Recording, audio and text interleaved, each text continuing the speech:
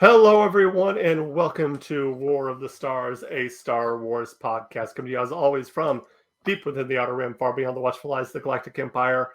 My name is John Mark Tolly, and joining me, as always, is Garret K. Jones, the one and only. the one and only. Actually, right before I started push record, I was just thinking we should have tried to get Will on, considering the news that came out recently, just the other day, about the eventual closing of the Galactic Star Cruiser. I know. We're definitely going to have to get him on there. Because has he already been on the trip, or is he supposed to go? Oh, I think he has it planned for July. Yeah. That's right. Yeah, because they kept pushing it back. Yeah, because it's supposed to be last September, I think, and then they pushed it back. I mean, we kind of talked about this in our kind of group chat thing. But are you at all surprised by this? No, I mean they're charging above cruise-like prices for less than 48 hours of service, and you don't really go anywhere. I mean, I was taking a look at some of the reviews on Google when I was looking at it, and there are a ton of 5- and 4-star reviews. And they're all saying the same thing. Oh, this is a great Star Wars experience, blah, blah, blah. What I start looking at are the 1-star reviews. I want to see what people are having an issue with, because that's going to tell you something. And you can quickly filter out who's just complaining for the sake of complaining and whatnot. But a lot of the things said the same thing, like things are too expensive. There was one guy who talked about like wanting to go visit the gift shop portion of it, so he could go drop some more money on Star Wars products, and they wouldn't let him have access for like most of his trip. They wanted him to wait until like right up until the time he was leaving to be able to do that. And it's like, I'd like to go and buy stuff now. Yeah. And they refused to let him. And when they finally did let him in, he was only able to get one thing. Wow. One. And it's like, this is an opportunity for Disney to make money off of people, and they were rejecting the opportunity to make money off of people. Yeah. I mean, at least, things, as someone who's recently was on a cruise, yes, things on a cruise are expensive. And there's an upsell for sure. Yeah. But you also have the benefit of things like, because you're obviously, you couldn't really do this, but your international waters, so no taxes, duty free, stuff like that, which I know you can't really do in Florida or California.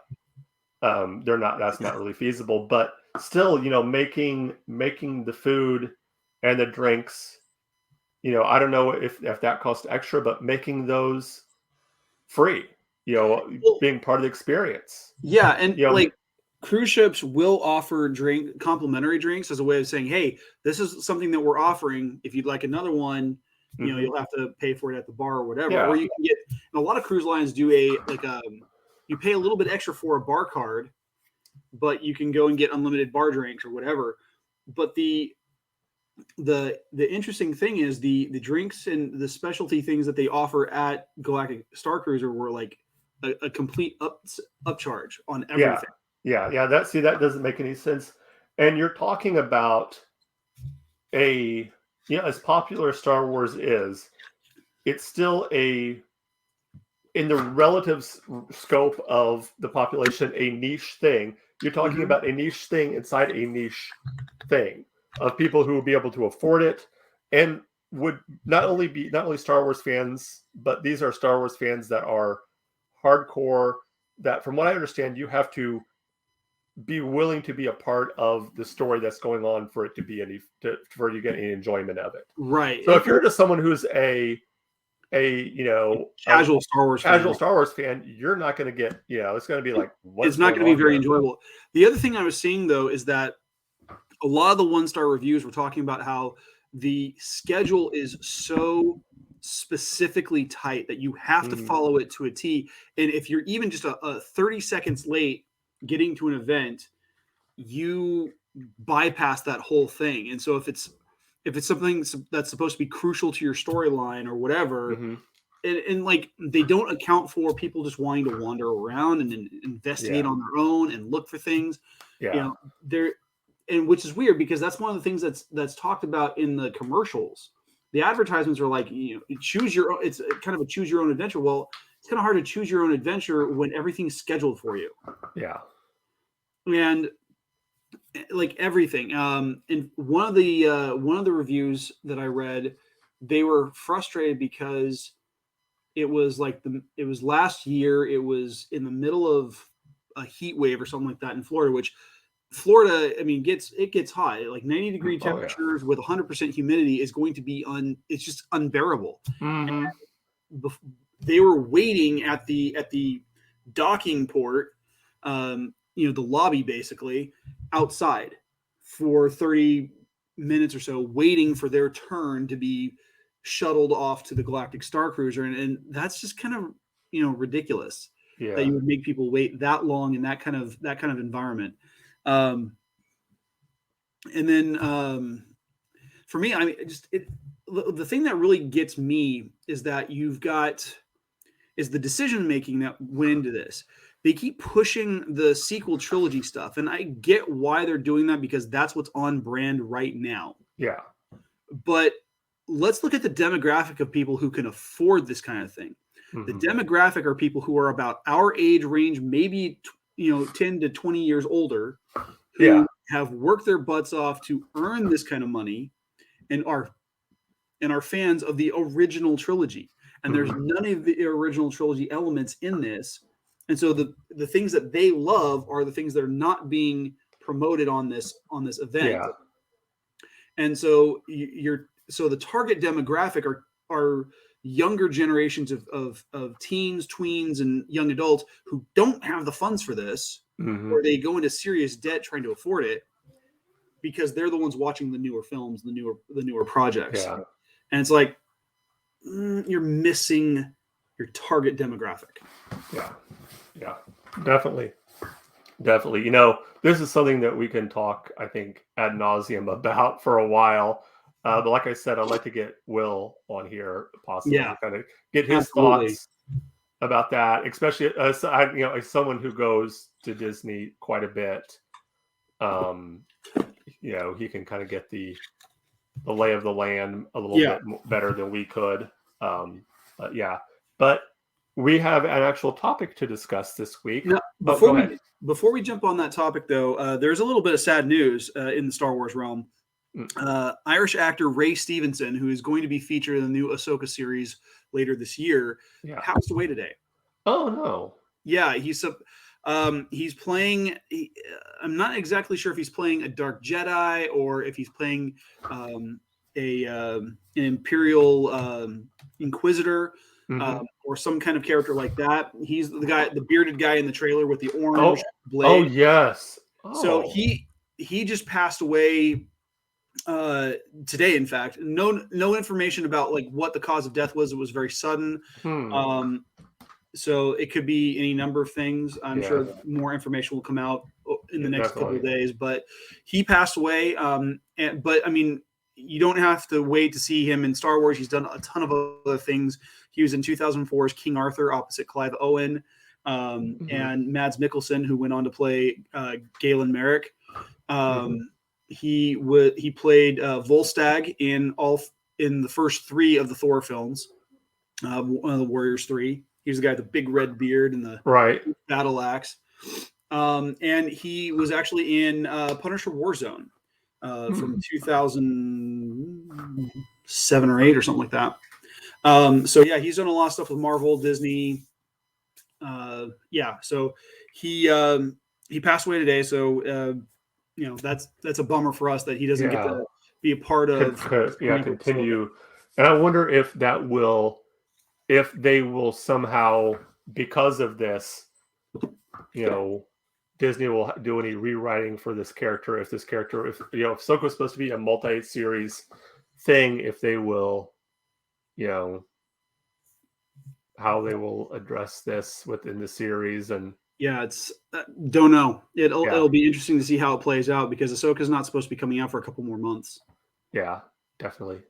So, But our topic today, last week we talked about farces and spoofs and parodies of Star Wars. Yes. This week we are talking fan films.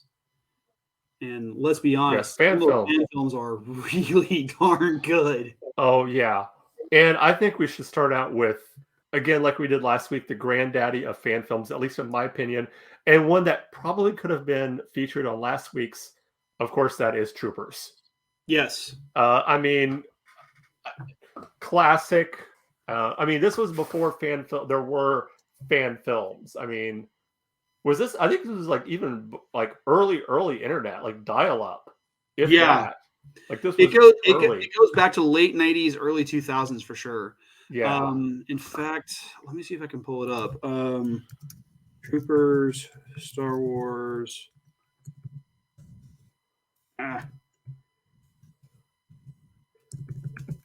Fan film. It came out.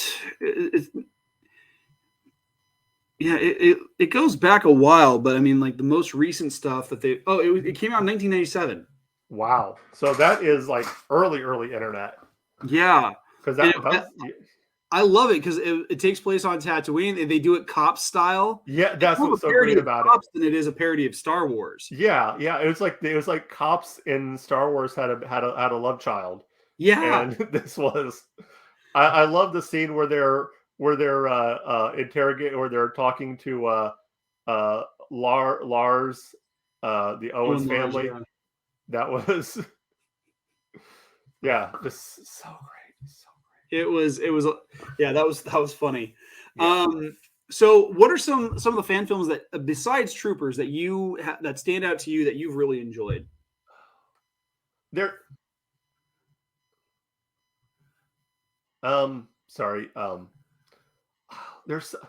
so many, and a lot of them, I'll be honest, I don't know the name of for whatever reason.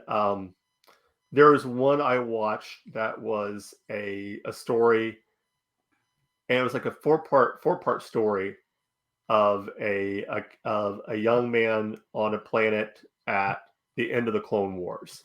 So he's seeing the transfer from the clones. He befriends a Jedi who's kind of teaching him how to use the lightsaber.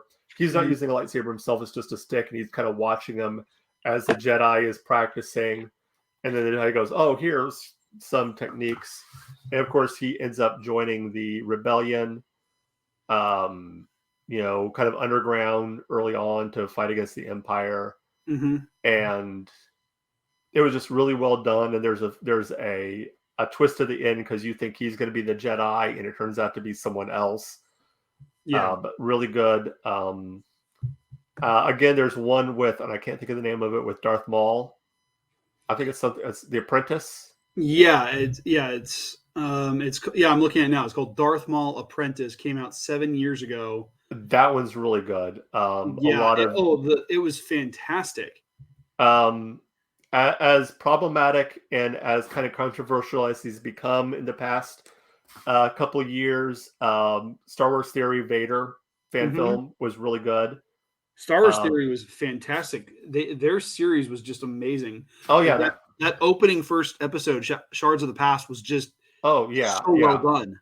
Yeah, and it's a kind of a shame that everything is kind of not really gone down, but as far as the sequel to it not being able to come out and all these things, but that one was just so amazing.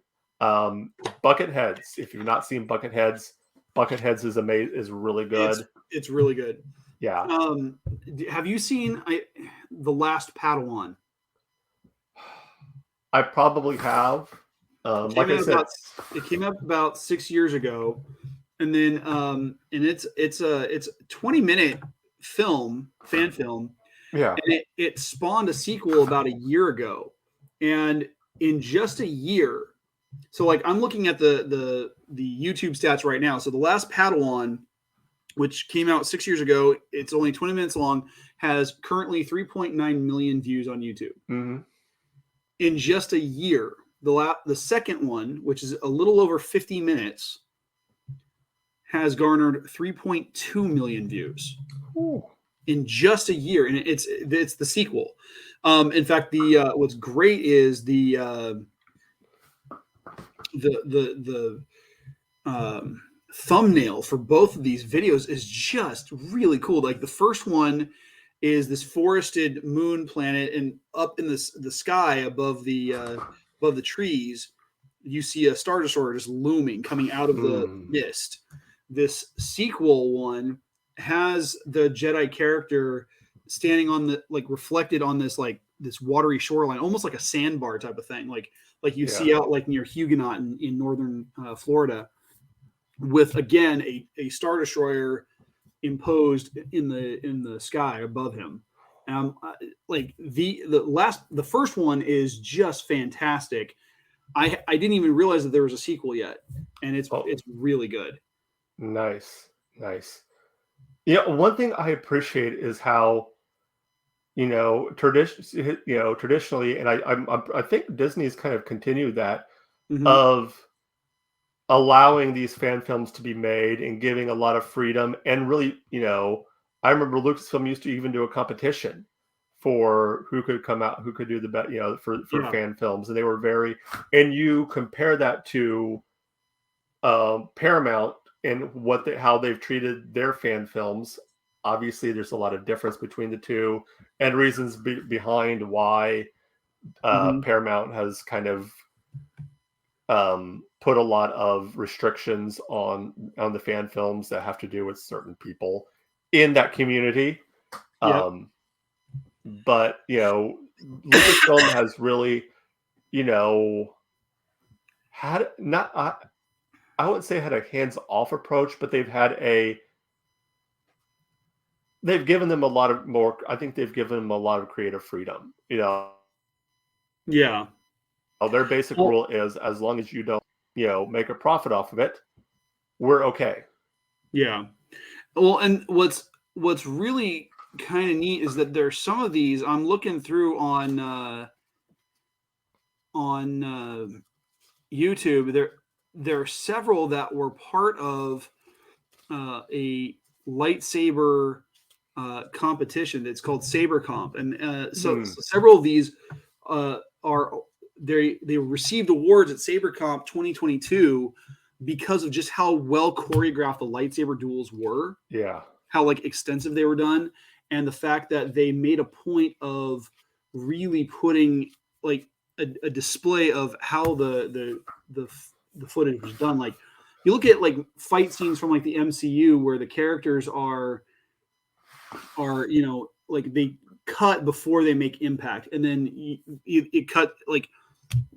I've seen one fight sequence where they have 30 cuts just for one movement, one punch, kick, whatever. And what's really cool is if they're well edited, and you could do them in one solid take, and just move the camera around the combatants. And so I'm looking at one right now called Nemesis. It's one of these Saber Comp, and there are some cuts obviously to the footage, but there's a lot of long takes where the camera's getting in really close. It's circling around the combatants, and they're doing a really good job. Yeah. One thing I appreciate is that, you not only have, because the technology now, great special effects, but there's some pretty good acting in some of them. Yeah. I mean, really good, and really good storytelling. Yeah, and and what's interesting is you're gonna find some of these performances are far better than anything you get out of Hollywood. Yeah. And, I mentioned one. There's one, I can't think of the name of it, where it's 4 stormtroopers getting ready to drop in on Scarif, and they're all talking about why they joined the Empire, and it's just really, really good because each one of them, one was like, oh, he's always wanted to, fight. He's always wanted to fight in the Empire. Another one was for the money. It was a job, and I can't think of the third one. The fourth one was he lost a brother on the second Death Star. Yeah. I was like, ooh. And those particular types of stories, those hit home just a little bit because it puts a human face on why these characters are joining up with the rebellion or joining up with the Empire, and it gives you a fresh take on it because, like, I mean, as a kid, you watch the original trilogy, and you just get this idea of, okay, good versus evil, cool, very, very black and white, very cut dry, and then we get stuff like Andor, which kind of pushes the boundaries of those shades of gray, which is great. Yeah, but then we get these fan films that really take a look at character development, and you get this human element to characters that normally are considered dehumanized because they're wearing helmets and face masks, and you don't get to see the person underneath. Well, one thing, a couple I wanted to touch on really quick, because again, you could kind of put them in the comedy, that genre. And they're not, I don't even consider them fan films. They're like little shorts. Chad Vader. Have you watched any of Chad Vader? I've seen little bits and pieces of it. Not enough to really gain an opinion. Basically, he's the I'm not sure the exact backstory, but I think he's like a brother to Darth Vader. He's supposed to be like Darth Vader's brother or his cousin. And he works in middle management in a grocery store. Yeah, which is hilarious. He's a day shift manager. Day shift manager. Chad Vader, day shift manager. And then there's a new one that I started seeing on like the reels and stuff like that. It's this woman who plays a imperial agent, but she's HR. HR. With a little hilarious. Oh my, yes, she's hilarious. There's another one that I've seen on Instagram. It's this Australian guy, and he plays just like a maintenance worker, or like he's doing his own HR thing, or like and some of them are really funny. Like he's like, there's one where he does a safety inspection of the Death Star, and like just having like hardly any railing by that huge drop next to the turbo laser is just like, why is that there? Yeah. They did one where it's the same people that do the woman who does HR. Yeah. But it's it's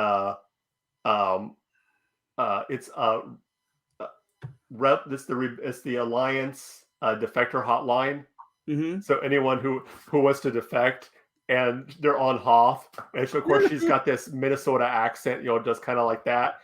And they're like, we can't tell you where we're at, obviously, because of security reasons, but but you might want to pack a jacket just to be sure. He's like, is it really cold there? He's like, oh no, don't worry. In the summertime, it gets up to 7 degrees, don't you know? Oh my gosh, it was hilarious.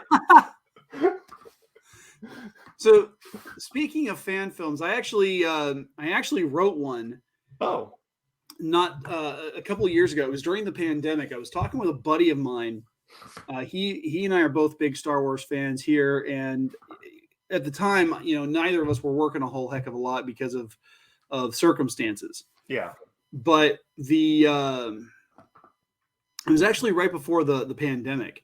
But the whole premise of it, the working title of it was Keeping the Faith, and the premise was that you had these two Padawans, and who became smugglers. They survived by tamping down on their force ability, and they end up working through the whole, like, it's a total of like 25 pages. It's less than 4,000 words total. That includes like action and stuff like that. But like, they go to take a job, and they get into a bar fight at a cantina while trying to get this job, and it come to find out, one of them had actually turned to the dark side. Oh. Over the course of their time running away from the Empire. Wow. And I mean, just a total of, I mean, just looking at it, there's only a total of 6 scenes. Like, they're on it starts off with them out in the woods on this unknown planet, and they're in the spaceport, stuff like that. And the bulk of it is just it's really a lot of fun. It sounds like it, man. And I would still love to have it made, because I think we could do a lot of fun with it. There's a lot of areas out here that could serve for something like that. And we had actually we got as far as like location scouting, and we found this awesome place to be the cantina. And there's a not too about 20-30 minutes south of where I live. There's this town, and I don't know if the bar is still open. I'm sure hoping it is, but it's called Barmageddon, and it's a gaming bar. Oh, nice. And it's actually underground. So like there's benches and bars and booths and stuff like that. And we could easily like deck it out with people from the 501st in costume and stuff like that, because there's a local chapter, and it would have been so much fun. That sounds so much fun. I wish I had the yeah, that would be so awesome. Just yeah. I can't even. Anyway, I don't know. I lost my train of thought. Yeah. Yeah, it's fan films. I think I've started to really appreciate it, because before they seemed just like cheesy knockoffs. Yeah, they were. Yeah, a lot of them were. Yeah. And now, like, they've become their own art form. And with some of the people that I've connected with on social media, just because I'm following them, a lot of them are cosplayers and whatnot. But I've seen some of the stuff that they do, and sometimes the acting is, it's okay. But when you get stuff like this, things that they're really passionate about, it comes out really cool. And you can see the love that fans have for the saga, even to this day. Yeah. And because, they're not necessarily tied down to specific canon, or even, being able to pull in other crossovers. You have a lot of potential there. Yeah. There's a really good one. I don't know if you've seen the one. It's just a short, like, I think it's maybe a 10 minute one, where it's Batman and Vader. Yep. They did 2 of them. Bat in the Sun. Yeah. Yeah, Bat in the Sun. What they would do is, with Bat in the Sun, they actually will take those superhero beatdowns, and they run a poll through social media. Yeah, I saw that. Yeah. And they get feedback, and if the vote is close enough, they'll actually do an alternate ending. And they've got a couple of those. Yeah, I saw the yeah. Those were good, especially the one where you saw that they were keeping Superman in the vault. Yeah. Prison. Like, and there's one that they did with it was Spider-Man versus Darth Maul. Oh, that was really well done. And in the original version, Maul wins. He just skewers Spider-Man. As quick as Spider-Man is, Maul has the Force on his side, which is something that you can't escape from. But the alternate version of it has Spidey donning the black symbiote and just going to town on Maul's face, which is just awesome. There's one now. I know this is kind of crossing the streams, and I can't remember who he fought, but the one with the Green Ranger was a good one. Yeah. It's Green Ranger versus Ryu from Street Fighter. Yes. But they also brought Jason David Frank back to do White Ranger versus Scorpion from Mortal Kombat, and I've watched both of those, and both of those are fantastic. Yeah. Both of those are fantastic. And so, the Star Wars one, though, especially the Batman versus Vader, was really cool. Oh, yeah. I'm just watching at the end, and I'm just like, we're like trying to figure out, like, okay, where's this going to go to? Because you're thinking in your head physically, because again, Vader has the Force. Vader has all these things against him. How is Batman going to win this one? It's because he has the ace up his sleeve of the Man of Steel. Yeah. Yeah, which is kind of a cop-out, but... It's a little bit of a cop-out, but it's still, I mean, for the storytelling that they're doing for, like, you know, a 7-minute video. And really... as someone who is a DC fan, old school, Superman's my favorite superhero. That was kind of cool to see that. Yeah. And I would like to see Vader versus Superman, just because that would be interesting for sure. Because would his skin be able to block the lightsaber? Well, the other question is, would he be able to, survive being force choked? Oh, this is true. Because, I mean, Superman's able to fly into space for at least short distances, but I mean, what happens when he is kept away from solar radiation, or he's put under the power of red sunlight? Kryptonite. Yeah, red sunlight. Or even God, Vader changes out his Kyber crystal for a piece of kryptonite to see if that powers it up. Ooh. Simultaneously, a powerful blade, but super poisonous to Superman. Yeah. Wow. And I mean, I've seen a couple. I haven't really seen any really good Star Wars versus Star Trek crossovers. There have been a couple that are animated that are meant to be funny. Yeah, but nothing serious. Yeah, nothing serious. And but yeah, it would be kind of neat to see that crossover, but yeah, I doubt we'll get anything that good. No.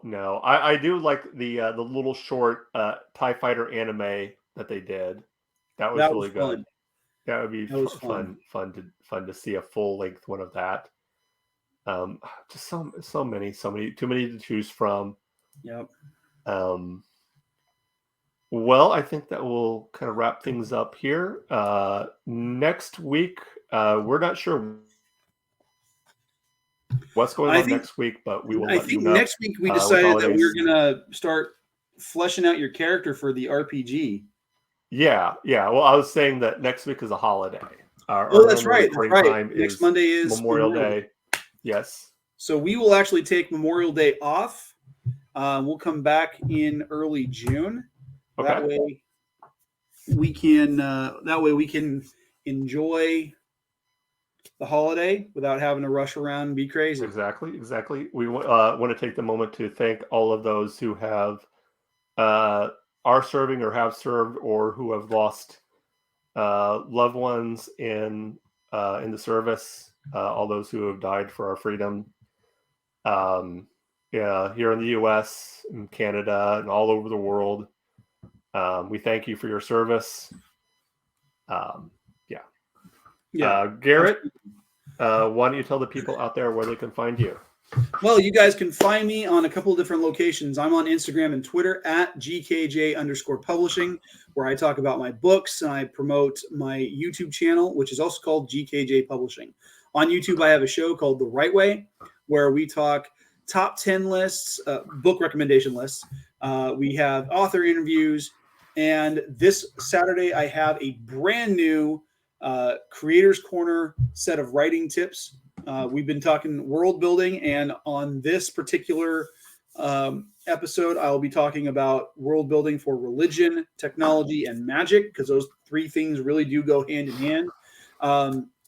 And there are a couple of Star Wars references in the episode. Nice.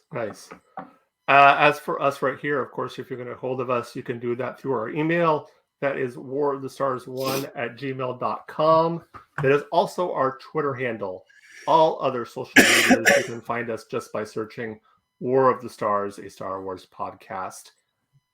If you want to support the show, patreon.com, or go to our Spreadshirt store at spreadshirtshop.com/War of the Stars. Link is in our Twitter bio. You can check it out there. Of course, if you want to listen to the show, you can do so on most platforms that have podcasts, Spotify especially. Remember to give us a 5-star review on Apple Podcasts if you're listening to us there. And just let us know on social media that you listen to us. Yes. We always like to know who's listening and how you're enjoying the show and how we can improve it. So hit us up. Anything you want to tell us, what you like, what you didn't like. Tell us that our faces are ugly. Go ahead. We don't care. I don't care. I don't know about you, but whatever. I've got a face for radio. Exactly. Exactly. That's why this is audio only, ladies and gentlemen. Exactly. Anyway, that will do it for us for this week. Join us in 2 weeks. Yep, we'll be back 2 weeks. 2 weeks. Until then, remember, this is not just my Star Wars. This is not just your Star Wars. This is our Star Wars. Until next time, may the Force be with you. This is the way.